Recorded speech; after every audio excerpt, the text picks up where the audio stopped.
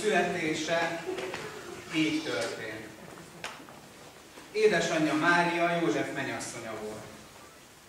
Mária gyermeket várt az Istentől. Vőlegényének Józsefnek megjelent álmában az Isten angyala.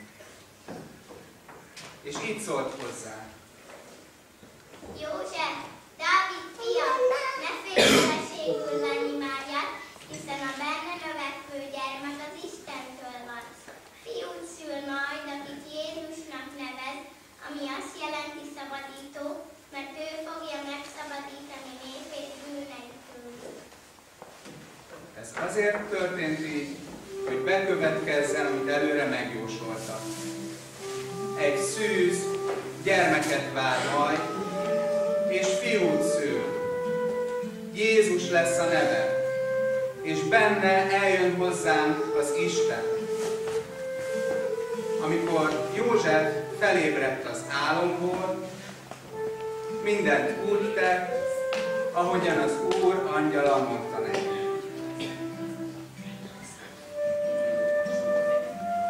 Néhány hónappal később Augustus császár parancsot adott, hogy számoljanak össze minden embert, aki a római birodalomban lakott.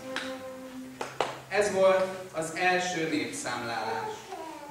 Mindenki elment tehát a saját szülővárosába feliratkozni. József is elindult Názáretből Betlehembe. Vele volt Mária is, aki gyermeket várt.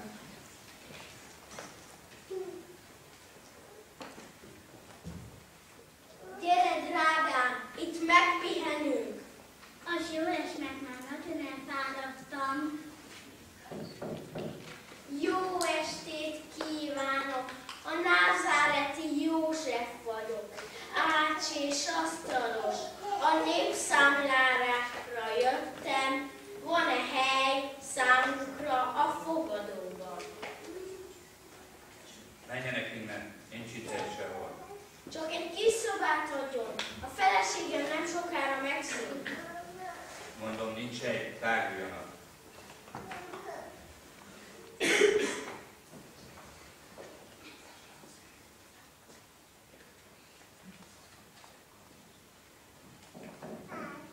Jó estét kívánok!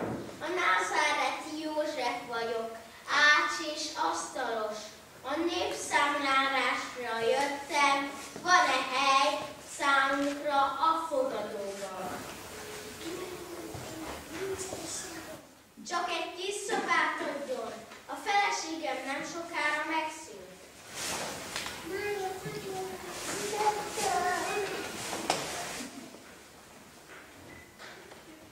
Aznap éjszaka, amikor Betlehemben voltak, eljött Mária szülésének ideje. Megszülte első kisfiát. A gyermeket bepójálta, és egy olyan jászolba fektette, amilyenből az állatok eszik a szélák. Mivel egyik fogadóban sem volt szoba számukra. Közben bölcsek érkeztek napkeletről Jeruzsálembe, és azt kérdezgették. Hol van a zsidók királya, aki most született? Láttuk a csillagát keleten, de azért jöttük, hogy imádjuk őt. Megtudták, hogy ennek a királynak Betlehemben kell megszületnie a jóslat szerint. Elindultak, és előttük ment az a csillag, amelyet már keleten is láttak. Atta, de szuper, ott a csillag. De jó, megint láttuk. Hát ez szuper. A csillag végül megállt a fölött a hely fölött, ahol a gyermek volt. A bölcsek bementek az istállóba, és meglátták a gyermeket, anyjával, Máriával. Leborultak előtte, és imádták őt. Aztán elővették, és felnyitották kincses ládáikat, és átadták ajándékaikat. Aranya, tömjén és mirhát.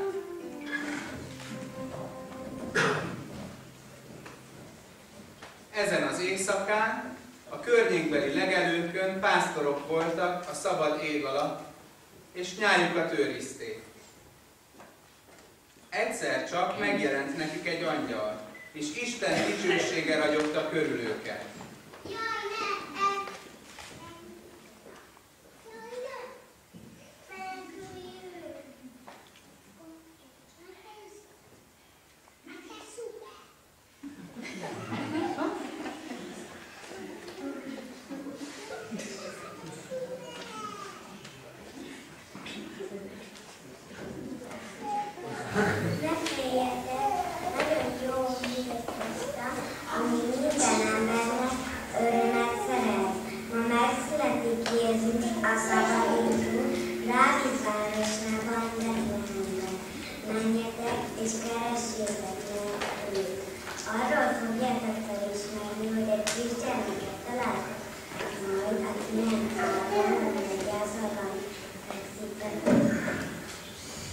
Hirtelen angyalsereg jelent meg az angyal mellett, akik így énekeltek. Dicsőség, mennyben az Istennek, dicsőség, mennyben az Istennek, az angyali serege, vigan így énekelnek, dicsőség, dicsőség,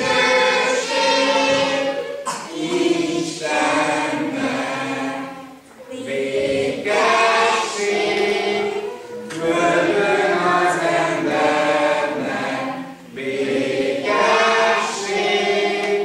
földön az embernek, itt az igaz szeretet, a kis Jézushoz vezet, békesség, békesség embernek. Az angyalok elmentek, hogy visszatérjenek a mennyországba. A pásztorok pedig így szóltak egymáshoz.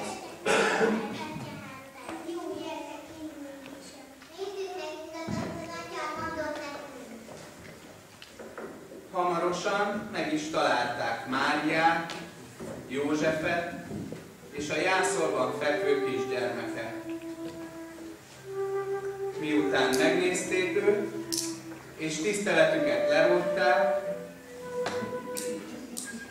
minden ott lévőnek elmondták azt, amit az angyaloktól erről a gyermekről hallottak.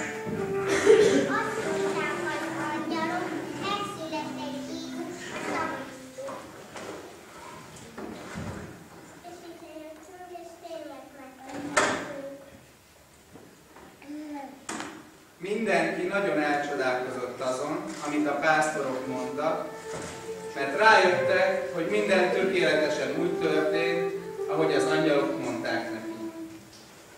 Mária pedig megőrizte a szívében mindezeket a csodálatos dolgokat.